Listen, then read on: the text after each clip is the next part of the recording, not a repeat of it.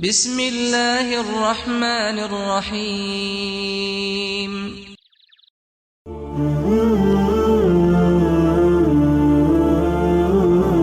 ابو زناد نے بیان کیا ان سے اعرج نے اور ان سے ابو ہریرہ رضی اللہ عنہ نے کہ رسول اللہ صلی اللہ علیہ وسلم نے فرمایا کہ ایک شخص نے بنی اسرائیل میں سے کہا کہ مجھے ضرور صدقہ آج رات دینا ہے، چنانچہ وہ اپنا صدقہ لے کر نکلا اور ناواقفی سے ایک چور کے ہاتھ میں رکھ دیا۔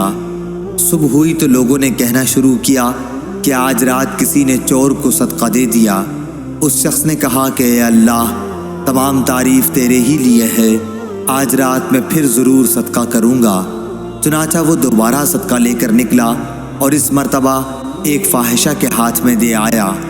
جب صبح ہوئی تو پھر لوگوں میں چرچا ہوا کہ آج رات کسی نے فاحشہ عورت کو صدقہ دے دیا۔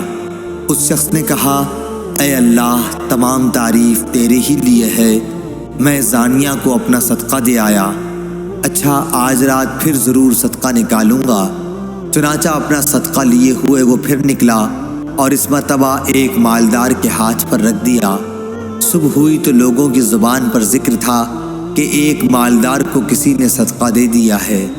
اس شخص نے کہا کہ اے اللہ، حمد تیرے ہی لیے ہے، میں اپنا صدقہ لا علمی سے چور، فاحشہ اور مالدار کو دے آیا۔ اللہ تعالیٰ کی طرف سے بتایا گیا کہ جہاں تک چور کے ہاتھ میں صدقہ جانے کا سوال ہے تو اس میں اس کا امکان ہے کہ وہ چوری سے رک جائے۔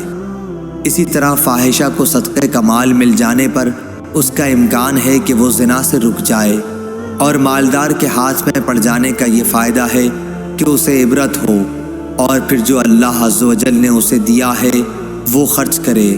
صحیح بخاری حدیث نمبر 1421۔